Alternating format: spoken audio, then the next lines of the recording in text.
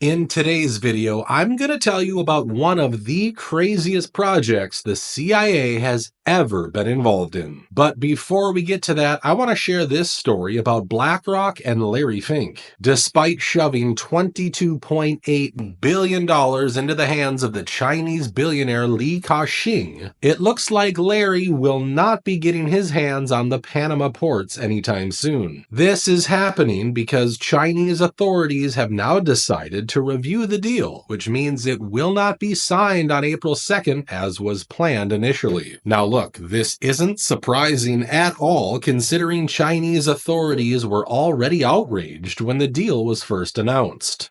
And China is calling the new plan for an American investment firm, BlackRock, to buy 2 ports in the Panama Canal from a Hong Kong-based company spineless, groveling, and a betrayal. China is pushing back against a business deal that would put more Panama Canal operations in the hands of American business. Reports Chinese authorities are investigating the CK Hutchison sale, citing people familiar with the situation.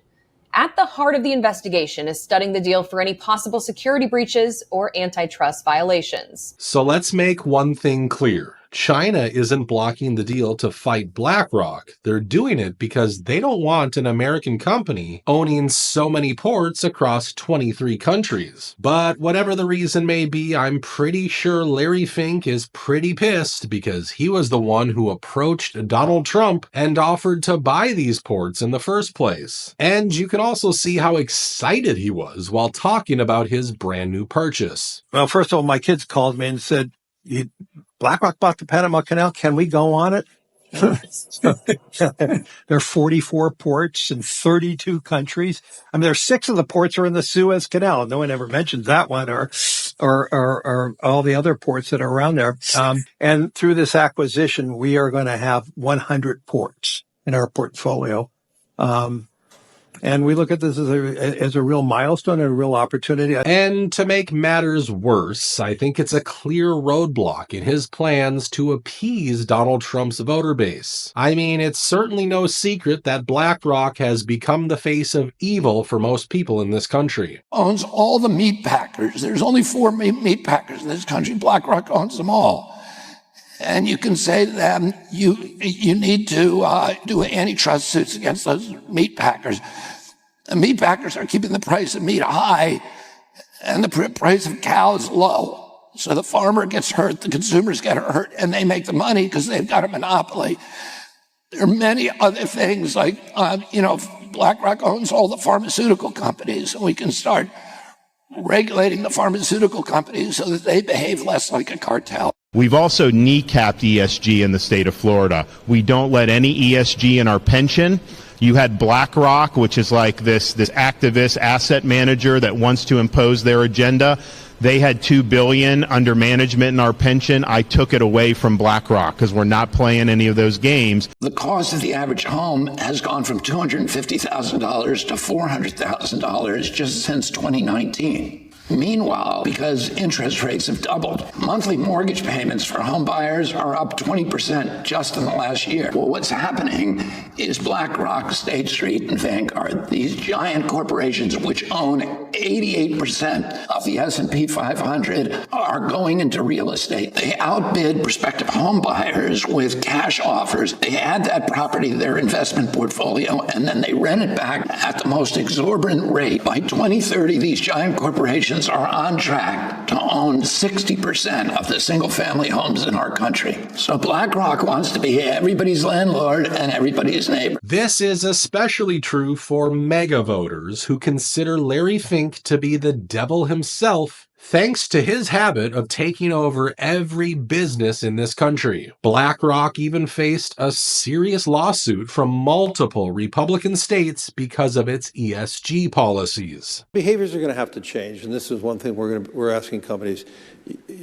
You have to force behaviors, and at BlackRock we are forcing behaviors. And if you don't force behaviors, whether it's gender or race or just any way you want to say the composition of your team, you're going to be impacted. Many Republican states have started a legal assault on BlackRock, Vanguard, and State Street. But first, let's just look at the nature of this lawsuit, which was filed against these gigantic asset managers by 11 states. It claims that the financial companies violated antitrust law through climate activism that reduced coal production and boosted energy prices. And because of that, BlackRock and other investment giants started shutting down their ESG programs left and right. So to me, it looked like Larry Fink was trying to get on Donald Trump's good side by helping him keep his promise of taking back the Panama Canal. We didn't give it to China, we gave it to Panama. Then Panama's been ripping down all the China language signs. They've been working like mad to try, but about 70% of the signs were up and they were written in Chinese, and that's not the deal. So we're going to take it back. They've already offered to do many things, but of course, he was also going to win big because his company wouldn't just control one of the most important trade routes in the world, but also own more than 40 ports in nearly 24 countries. So if you ask me, I'm pretty happy that China pulled the plug on this deal. Look, I know countries like China and Russia are not our friends, but I also know that Larry Fink is probably the most dangerous man on this planet, and he's no friend of ours either. Now, moving on, let's talk about the Ark of the Covenant, which was apparently discovered by the CIA through a program that doesn't even seem real. And of course, people went nuts covering this story. This is wild. Newly declassified CIA documents reveal that in 1988, the CIA located the Ark of the Covenant. If you don't know what the Ark of the Covenant is, it is an ancient artifact that people around the world have been searching for in a real-life treasure hunt.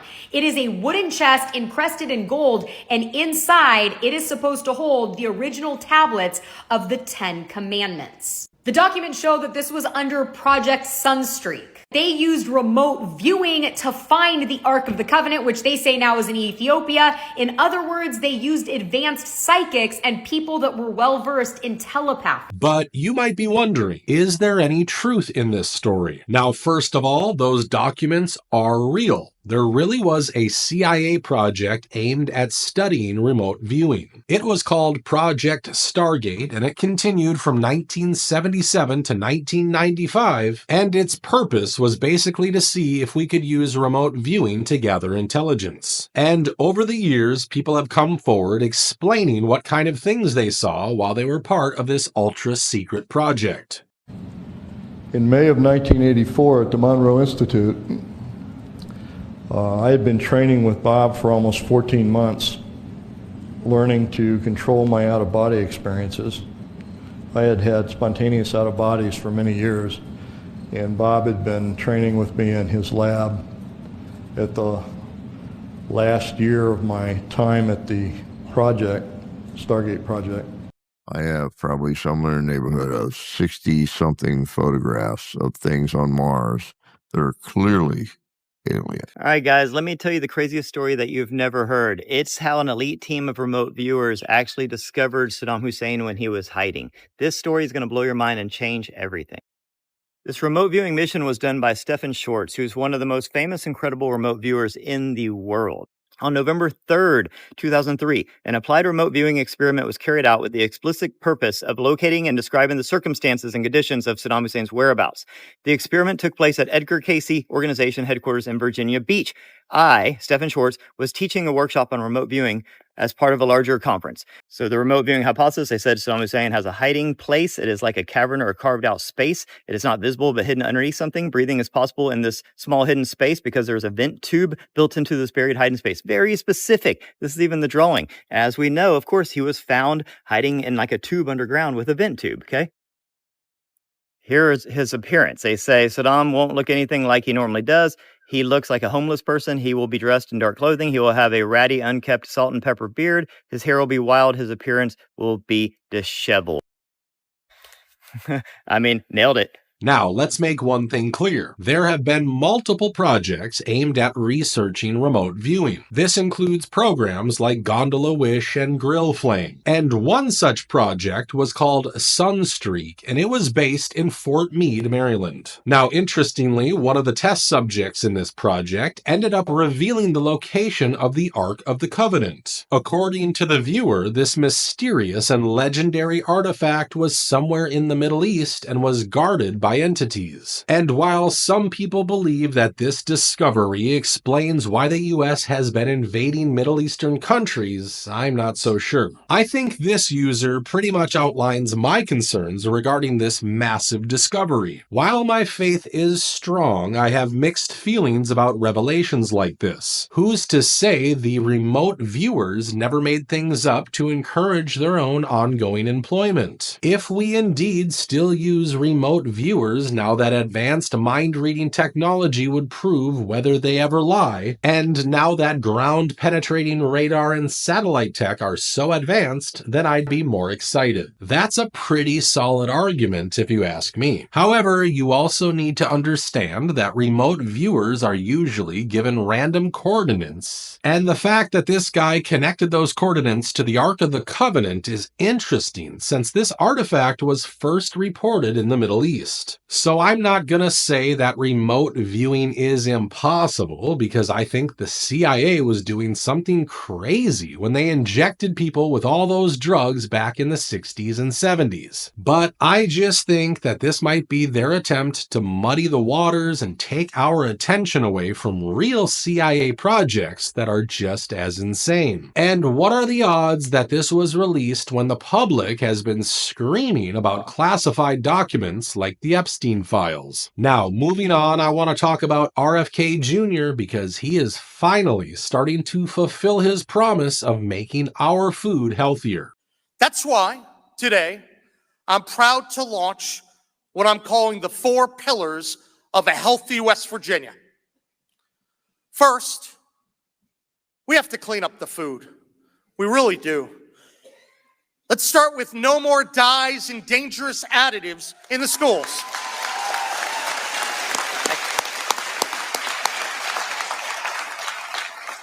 We know that studies show that can lead to issues with hormones and hyperactivity and learning challenges for our kids and even cancer. Our kids deserve better, and now they're going to get it. You deserve that. Food companies all came and met with me 2 weeks ago, and they're scared of me, but they're more scared of Governor Morrissey. Because what they said, and the reason they said, well, tell us what you want, we're going to do it. And they said, but stop these governors from passing these laws. Because we don't want a patchwork where West Virginia and California are banning food dyes. And we have to make special products for those states. So they're terrified of this, of what you're doing. And the message that I want to give to the country today and to all the other governors is get in line behind Governor Morrissey and apply for a waiver to my agency, and we're going to give it to you. But that's the way we're going to win this. Look, while I'm talking about RFK Jr., I have to talk about the allegations that say he's being blackmailed to support certain agendas. So the Bobby Kennedy blackmail story is currently breaking in many directions all across the internet. And American politics is not going to be the same after this weekend. That's not hyperbole. This is not just a hook. And I don't really know where to start. But this is the kind of story that I've gotten enough calls from enough people tonight and there's enough going on that I feel like we need to make a video right now to keep some people safe and to get as much as we all know out on the internet right now so that everyone can be safe. However, let's make one thing clear. No tapes have been released. And I see some people sharing this clip to show that he's guilty. You weren't ever on Jeffrey Epstein's jet, were you? I was on Jeffrey Epstein's jet 2 times. However, this is very disingenuous because he has also made it clear that he only flew on that jet long before people even accused Epstein of anything. In 1993, and I was on it and I went to Florida with my wife, and this was in '93, so it was 30 years ago. It was before anybody knew about Jeffrey Epstein's, his nefarious issues. He also openly demanded the release of those records. I don't see why any of those records would have any redactions in them. Why would we be hiding that from the American public? This is way different from someone like Bill Gates, who was hanging out with Epstein after he was convicted of those horrible crimes. And also, it's pretty clear how scared he is about seeing the release of any videotapes or documents. Do you think, looking back at that moment, that you were being played?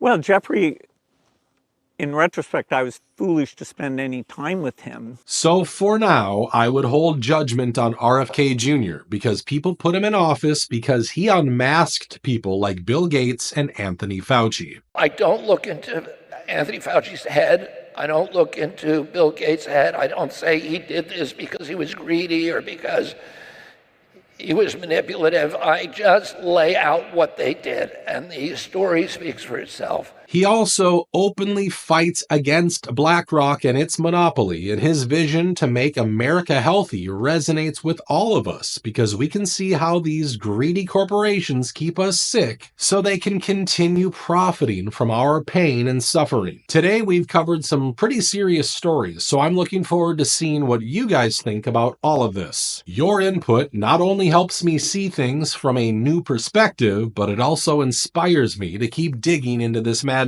So please share your thoughts with everyone in the comments down below. I appreciate you watching, and I'll see you in the next one.